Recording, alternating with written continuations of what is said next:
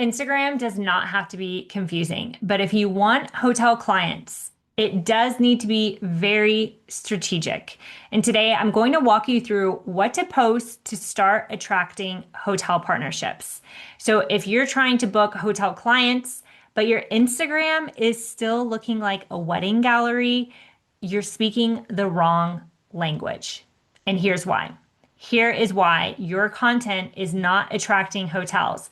And it has nothing to do with how viral your reels are or how it says, you know, top wedding florist in Maryland. Like, nobody cares. Hotels don't care about your bouquet tosses or your flat lays or, your weddings because hotels don't book wedding quote unquote vendors.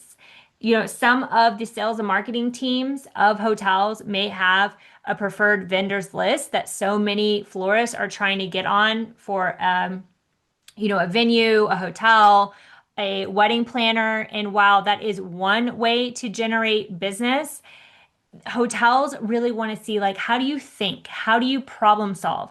What's going on behind the scenes? How are you building this business? How do you style a space? How do your flowers transform space? How do you bring vision alive? How do you actually solve problems? Because again, the hospitality space, they're open 24/7. Okay? These people's lives are committed to being very friendly problem solvers.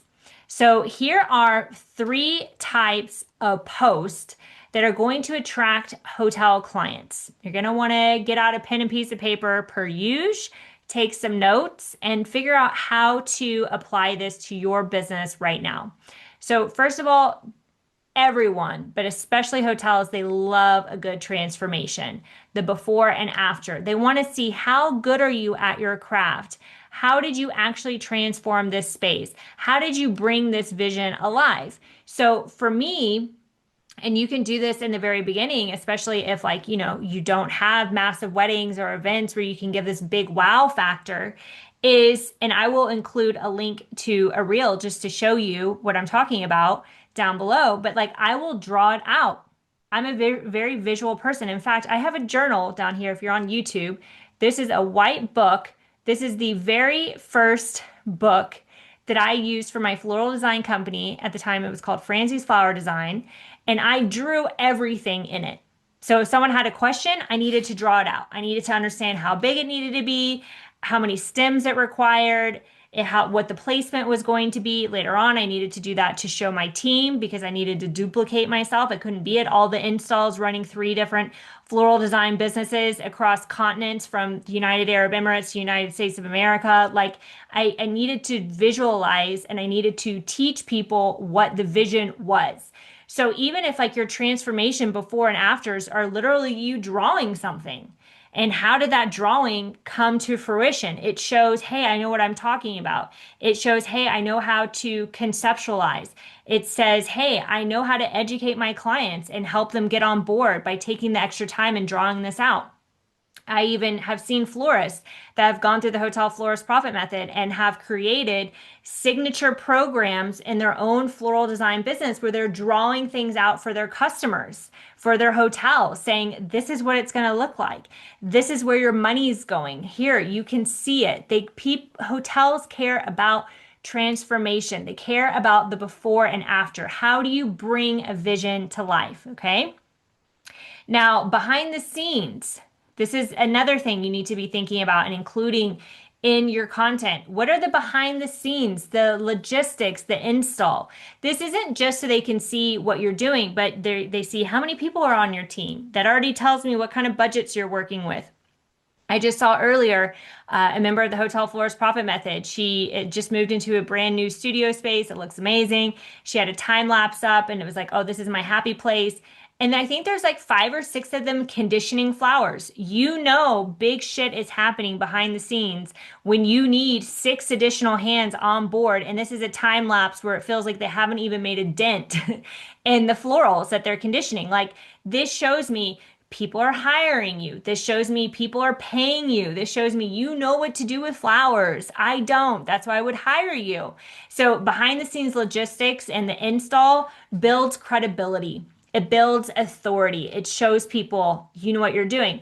It also, because we're all nosy, that's part of being human, gives people a behind the scenes look at your life. They feel invested in you. They want to know, well, shit, how did it turn out? I've just watched her design these flowers for the past 3 days. I want to see them installed. Oh my God, I just saw her make the wedding bouquet. I want to make sure the bride actually likes it. Like, oh my gosh, I saw that she just ordered all these custom vases for this corporate event. I want to see how they look on the table. Like, people are nosy, and this is free marketing for you to show one, I'm a badass. I know what I'm doing. Hire me and I'll take care of you. And two, look how good my work is. Don't you want to have good work too? Behind the scenes, logistics, installs, you have no excuse not to do this. If you're so busy, you don't have time, then you find the lowest person on your team, not low as in the sense like they're not worthy, but like I used to hire people just so I had an extra pair of hands. Like that is invaluable. Someone's sick, so suddenly we're all hungry. We have no food. I have someone to send out to go grab sandwiches. Like extra pair of hands. That person, you give them a phone and you say hit record. Record things. Come ask me questions. Like get that content. The day and age of social media and visually representing what you can do is never going away. I would not sit here and make YouTube videos for you and turn them into podcasts if I thought it was.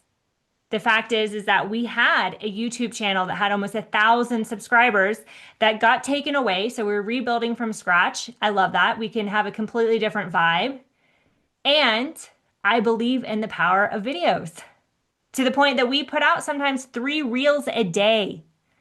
So you want to show behind the scenes.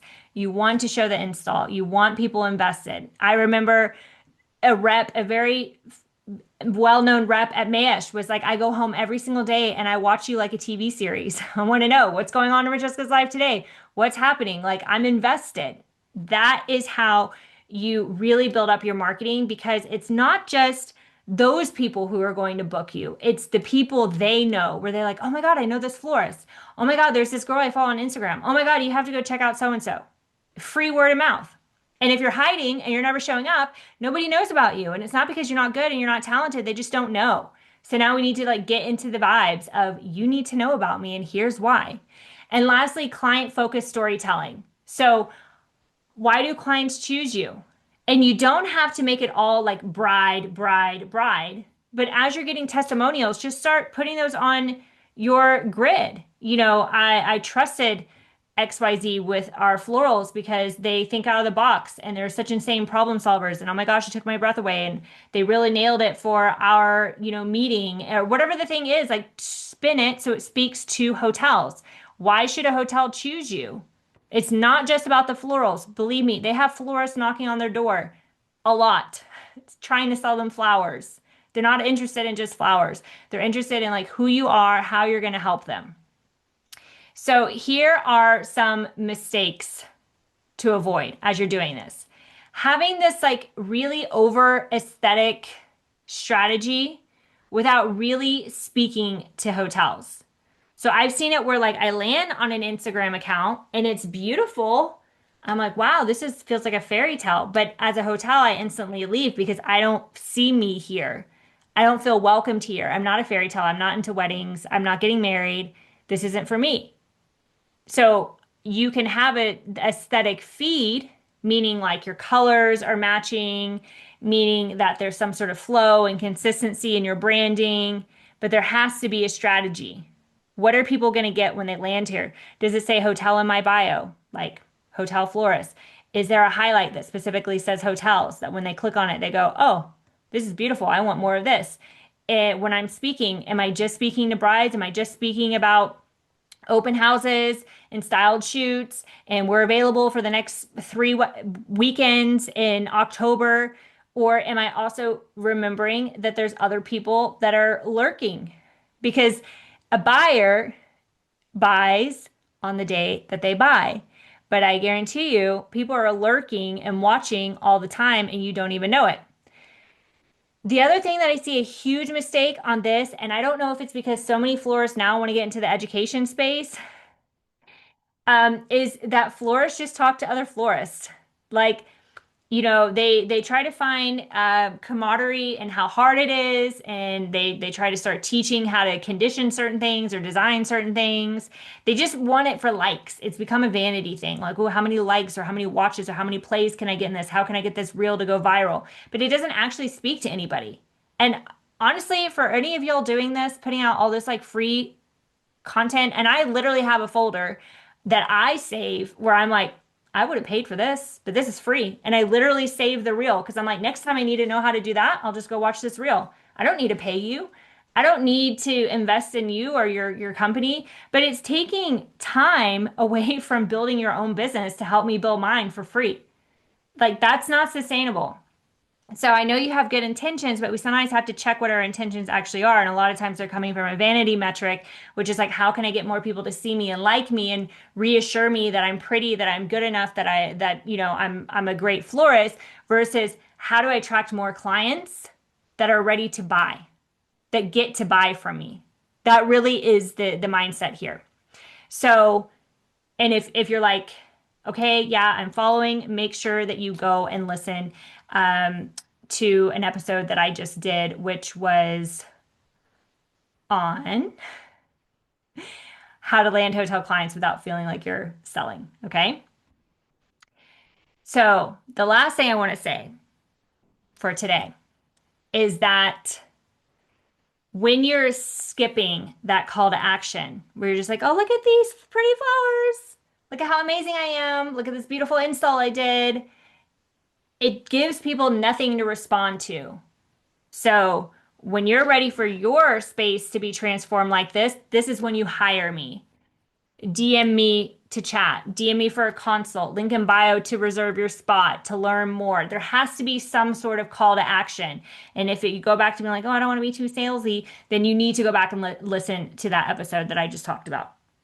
So if you're serious about booking hotels and really starting to speak to them through your social media, then start with the guide down below. I'm going to give you an overview of what it looks like to land these consistent six-figure hotel contracts, getting your foot in the door. And if you want done for you content prompts where you're like, I don't even want to have to think about this. I just literally want to hand it off to my social media manager, or I want to put this on my books to be able to just implement right away, then I have designed specifically for you 100 days worth of content prompts that are designed to book hotel clients. And you can grab that 100-day content guide linked in the description down below. And as always, keep blooming.